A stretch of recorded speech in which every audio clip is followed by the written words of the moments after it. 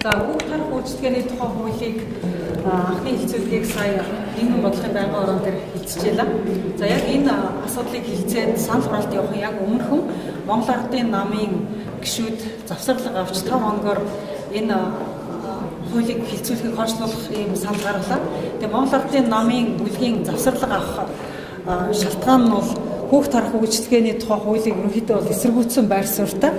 Тэгэхээр энэ хуулийг амьдралд нийцэхгүй ер нь нийтдээ хүүхдүүдээ бол бүгдээр ингээд зөвхөн одоо стандартын шаардлага хангасан цэцэрлэгт байрлуулах ёстой гэсэн ийм шаардлага тавьж байгаа. За манай одоо эмэгтэй гишүүдийн бүлэг бол хүүхд тарах үйлчилгээний хуулийг одоо улсын хурлын эмэгтэйчүүдийн бүлэг байгуулагдсан цагаасаа эхлээд энэ хуулийг дэмжиж ажилласан. За энэ хууль маань маш их бартаатай замаар явж байгаа. Анх энэ хуулийг хэлцэх эсхийг дэмжихгүй гэдэг байр суурийг бас гишүүд гаргаж байгаа үед эмэгтэй гишүүд бол бид энийг дэмжүүлэхийн төлөө бол маш их нэмж судалгаа хийж ажилласан. Хүн амын бодлого, нийгмийн хамгааллын яам, боловсролын яамныхаа одоо мэргэжлийн хүмүүстэй маш их нягт хамтарч ажилласан. Цаашдаа бид нар Монгол Улсын ерөнхийлөгчийн сонгуульд нэр дэвшиж байгаа нэр дэвшигч болгонд энэ хүүхд тарах үйлчилгээний хуулийг дэмжиж өгөөч. Цэцэрлэгийн насны хүүхдүүдийг гэртээ цоочлогдож ингэж гарч шатж байгаа энэ одоо гунигт явдлыг зогсооход туслаач гэдэг хүсэлтийг тавьсан. За энэ хүсэлтийг тавихад бол Монгол Улсын ерөнхийлөгч нэр дэвшигч элбэг дорж тухайн үедээ энэ асуудлыг дэмжиж өөрийнхөө мөрийн хөтөлбөрт оруулж өгсөн. Эннийхээ хүчээр ч гэсэн эмэгтэйчүүдийн дэмжлэгийг авч Монгол Улсын ерөнхийлөгчөөр тухайн үедээ сонгогдчихсэн. Тэгээд эмэгтэйчүүдтэй эхчүүдтэй амласан амлалтаа биелүүлж эмэгтэйчүүд бидний одоо 2012 онд өргөн бариад дэмжүүлж чадаагүй байсан тэр хүүхд тарах үйлчилгээний хуулийг өөрийн одоо нэр дээр санаачилж улсын хурлд ерөнхийлөгч оруулж ирсэн байгаа. Тэгээд ерөнхийлөгчийн оруулж ирсэн энэ хууль яг улсын хурл дээр анхны хэлцүүлгээ хийгээ явж хахад дахиад одоо бахан эсэргүүцэл тулгарч гарч ирж мөн одоо энэ хэлцүүлгийн тухай үедээ тасалдчихсан.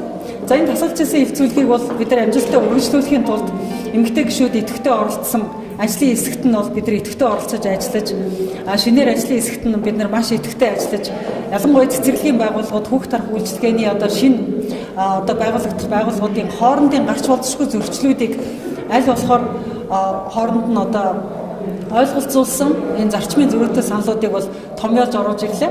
Тэгээ өнөөдрийн зарчмын зөрүүтэй саналууд бол байнгын орон дээр дэмжигдэх магадлал маш өндөр байгаа. Яг гэвэл энэ дээр бол ойлголцлын зөрөөнүүд бол маш олон төвшөнд бол арилсан байна. Тэгэд хууль одоо яг дэмжигдэх юм эвтэйхэн одоо хэлцүүлэхийн шатанд ороод ирэнгүүт энэ хуулийг тасалдуулж байгаад бол эмэгтэй гишүүд бид нар өнөөдөр игдүүцэж өнөөдөр нийгмийн бодлогын байнгын орны хурлыг охин гарч ирчээд байж байна. Энэ өнөөдөр нэг ноцтой нөхцөл байдал үүсэж байна л да. Сая боловсрол соёл шинжилгээний яамнаас хийсэн судалгаагаар 2020 он гэхэд 1750 объект хэрэгтэй байгаа. Цэргуул, цэцэрлэг одоо дотор байна. Тэгэхээр бид 5 жилийн дотор энэ 1750 объектыг барих ямар ч болцоогүй учраас энэ хүүхд тарах үйлчилгээний хуулийг нин даруй батлах ёстой. Одоо өнөөдөр энэ байнгын хороогоор ингээд завсарлага авна гэдэг чинь энэ хаврын чуулганаар амжихгүй гэсэн. Намар 9 сар дахиад эцэг нөгөө очролтгоороо цэцэрлэг сургуулгүй болно. Тэгээ эмэгтэй гишүүдийн бас нэлээд хүчтэй одоо энэ хөөцөлтгөөр сая 12, 13, 14 онд бол одоо хөрөнгө оруулалтын жагсаалт бол зөвхөн цэцэрлэг сургуулиуд орсон байна. Тэглээгээд өнөөдөр хүрэлцэхгүй бид нар энэ заавал одоо хүүхд тарах үйлчилгээний хуулийг батлах хэрэгтэй байгаа. Тэгээ ийм зүйл дээр өөрсдийнх нь хүүхдүүд одоо асуудалгүй учраас ингэж бусад хүмүүсийн хүүхдүүдийн асуудлыг ингэж хойш хайж болохгүй шүү дээ. Бид нар аргаа бараад бүр лобби бүлэг байгуулсан. Лобби бүлэг гэдэг чинь хүүхдийн асуудал, гэр бүлийн асуудал орхигдоод байдаг учраас бид нар чи аргаа бараад одоо хүчлэх гэж энэ бүлгүүдийг байгуулж байгаа. Тийм учраас энэ дээр бол бид нар одоо энэ асуудлыг шийдэхгүй бол бид нар дахиж нийгмийн бодлого боловсрол шинжилгээ ухааны байнгын хороонд орохгүй гэдгээ манай эмэгтэй гишүүд бүр албан ёсоор ингэ зарлж байгаа. За нэмээд хэлээд энэ бол стратеги сэдв бол биш л дээ. Тэ? Энэ бол ерөөсө бодит амьдралаас урган гарсан сэдв. Өнөөдөр сургууль цэцэрлэг амарсан байгаа энэ үед бүр нэг яралтай. Бид нар 9 сарын 1-ний хичээлийн шинжилгээний бэлтгэл ажилтаа холбогдуулаад цэцэрлэг сургуулийн хүртээмжгүй байдалтай холбоотойгоор ярьдаг асуудал. Тэгвэл өнөөдөр яг энэ сургууль цэцэрлэгийн амралтын энэ хугацаанд хүүхдүүд маань эцэг их асран хамгаалагчгүйгээр өнөөдөр гэртээ байцаж олноороо байж байгаа шүү дээ. Тэр болгон хүүхдүүд өнөөдөр юунд амралтанд явж чадахгүй байна тийм ээ. Лагерт явж чадахгүй байна. Ингээд хин нэг нэдэ бөөнөрөөл байцгааж байгаа. Энэ бол ерөөсөө амьдралаас улс төрчих сэдв биш. Энэ амьдралаас урган гарсан сэдв. За дээр нь бол эмэгтэй гишүүдийн бүлэг анх санаачлаад явж байгаа энэ хуулийн төслөө бид нар автар нь хэн байх нь хамаагүй. Миний хувьд бол тэгж боддیں۔ Автар нь хэн байх нь чухал биш. Гагцхүү энэ хуулиар батлагдаж гарах ёстой. Яг тэгвэл Монголын энэ хүндрэлтэй хүүхдүүдэд тохиолдож байгаа энэ гамшигт үзэгдэл өнөөдөр боловсролын салбар толгомдж байгаа энэ хүндрэл бэрхшээлийг даван туулах энэ тодорхой хэмжээний арга зам нь хүүхэд гарах үйлчлэл байхгүй. Говьсөнбөр аймагт би ажиллаад ирсэн. Говьсөнбөр аймагт ажиллаж байгаа хугацаанд тэнд 30 хүрээгүй насны 4 хүүхэдтэй эмэгтэй байна. Нэг нь ихрээрээ төрсөн. Тэгэхээр зэрэг энэ эмэгтэй өөрийнхөө ах トゥ угийн бас 4 хүүхдийг харж байна. Нэг гэрт амьдарч байгааг. Ингээд 8 хүүхэд нэг дор харагдчих л байгаа байхгүй юу? Бид нар стандарт гэхлээр зэрэг л яг төрийн өмчөд цэцэрлэгийн сургуульд тавигддаг тэр стандартыг ярьдаг. Монгол ахуй, Монгол уламжлал, Монгол соёл дээр тэгээ өнөөдрийн нийгэмд одоо яг бодит амьдрал дээр хэрэгжиж байгаа зүйлийг л зөв голдролд нь оруулаад дэмжээл энэ тодорхой нэг асуудлыг шийдчихэл гэсэн эмэгтэйчүүдийн санаачлал явж байгаа юм. Тэгээ энэ дээр өнөөдөр улс төрчлөлд явагдах шаардлага байхгүй. Тэгээд энийг гацаах шаардлага байхгүй л гэж бодож байна.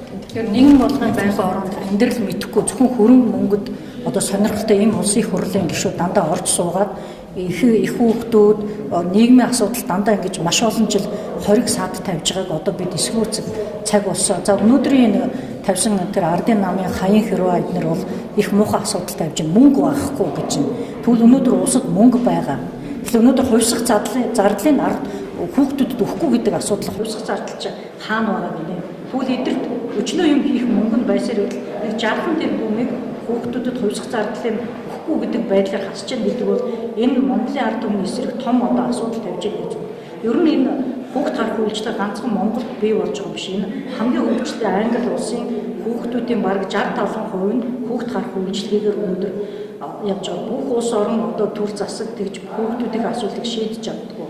Энэ иргэд эхчүүд өөрсдөө хүүхдийн асуудлыг шийддэг учраас төр энийг дэмжиж өгөх ёстой. Гэтэл өнөөдөр энийг яг хийх гэхээр өнөөдөр мөнгө байхгүй гэдэг нэрээр хасж байгаа байдал бол ийм дэндүү болмол ийм үйл ажиллагаа явж байгаа. Энэ учраас энэ ардын намын энэ одоо завсарлага авсны эсрэг их хурлын эмэгтэй гишүүд өнөөдөр улсын их хурлын дараагт одоо албан ёсоо хийж энийг наашлуулахгүй бол одоо ингээд чуулган завсарлаа шүү дээ. Тэгээд бид нар энийг 9 сараас хэрэгжүүлэх ёстой. Чуулган завсарлал тэгээд 9 сараас хэрэгжихгүй шүү дээ. Энэ жил тэгээд ийм асуудлаас учраас бид нар энэ чуулган дотор энэ завсарлал дотор амжуулж хэрэглэн байна.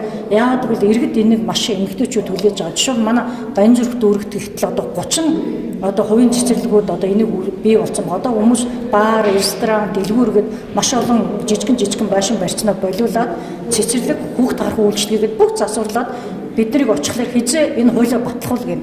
Бид нар одоо сүүлийн 2 жил удахгүй батлна гэсээр байгаад одоо өнөөдөр ингээд энийг балмат хэдэн амьдрал мэдгүй эрэгтэй гишүүдээс олж энэ завсарлага авчихна. Ийм учраас одоо энэ байдлыг даруй засаж энэ одоо хаврын чуулган дотор багтаж энийг хилцүүлэхин төлөө эмэгтэй гишүүд одоо тэмцэхэд ийм бэлэн болсон. Ийм учраас бид нэгэн бодлогын байнгын хороо завсарлага авч байна. Бүлгүүд энийг хийхгүй бид их хурлд суухгүй үрт ийм арга хэмжээ авах гэсэн юм бодлоо. Тэгээд энэ хүүхэд харах үйлчилгээний тухай хууль өргөн баригдаад их хурл дээр яригдсанаас хойш одоо 2 жил хагас баг 3 дахь жил дэрвээ жилийн өрөө үзэж штэ. Энэ хооронд 10 гаруй хүүхдийн амь нас алдагдчихад байгаа. Дандаа гэртээ цоожлуулсан, дандаа шатсан. Тэгээд дандаа одоо гонигтай байдлаар айлын ах トゥ нарийн хүүхдүүд хамтдаа шатчихад, нэг гэр бүлийн бүх хүүхдүүд нь хамтдаа шатчихад. Энэ бол үнэхээр зүрх одоо эмтрэм асуудал болж байгаа хгүй. 10 гаруй хүүхэд байтгаа ганцхан хүүхдийн амь насны асуудал ярихад бид нар энэ хуулийг бушуухан баталчих хэрэгтэй байхгүй. Тэгэхэд аль болохоор олон хүүхдийг хохирохж байгаа юм шиг ингээл юмыг асуудлыг аль болохоор суунжруулаад дөнгөж өчигдөрхөн гэхэд нэг хүүхэд амь нас нь алдагдах шахаад аз болоход харин аврагдчихад байж байна. Тэгээ ийм амны бэлэгтээ бас ч чинь нэг хүүхдийг аварчаад байгаа дээр бид энэ хуулиа хилцэхэндээ энэ хуулиа өнөөдөр явуулах нь гэж бодож хурж ирсэн чинь өчигдөр энэ хүүхдэд тохиолдсон гай юм шиг бол өнөөдөр ерөөсөө их хурлын гишүүдэд нөлөөлөв. Зүгээр л байж ах хэвээр үзэгдэл шиг энд хандж байгаа байхгүй. Тэгэхээр бид нар нэг ч гэсэн хүүхдийг гэртэн шатаахгүй байхын төлөө бид нар нэг ч гэсэн хоногийг алдахгүй энэ хуулийг батлуулах хэрэгтэй байтал өнөөдөр яагаад энэ хүүхдийн амь насанд ийм хайхрамжгүй хандж байгаа гэдэгтээ бид нар маш бухимдаж байгаа юм л та. Тэгээ энэ 50 тэрбумыг хэрэгтэй гэсэн 50 тэрбум биднэрт байхгүй гэж хэлээд байна. Бид нар 50 тэрбумыг нэхгүй.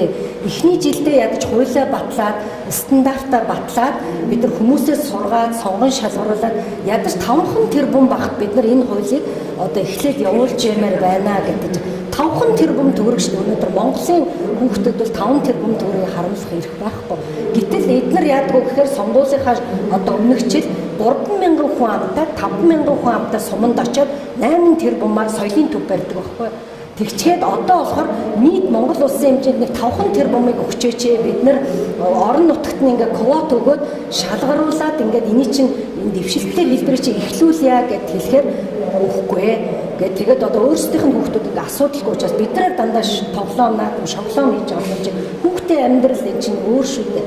Тийм учраас өнөөдөр Монгол энэ их хурл дээр хүүхэд хамгааллын одоо ямар ч эрх зүйн орчин байхгүй байж байна. Гэр бүлийн эрх зүйн орчин байхгүй байж байна. Тийм учраас энийг бол бид нар одоо шийдэхгүй бол бид нар өөрсдөө ч гэсэн эсэргүүцлийн арга хэмжээ авах тул бид нар бүх ажлын хэсгүүдэд орж өгдөг. Бүх ажлын хэсгүүдэд бид нар хуулийн дэмжээд өгдөг, эрцийг бүрдүүлээд өгдөг.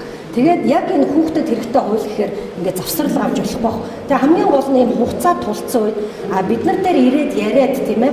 За эн чинь нэг ийм юм болохгүй байна.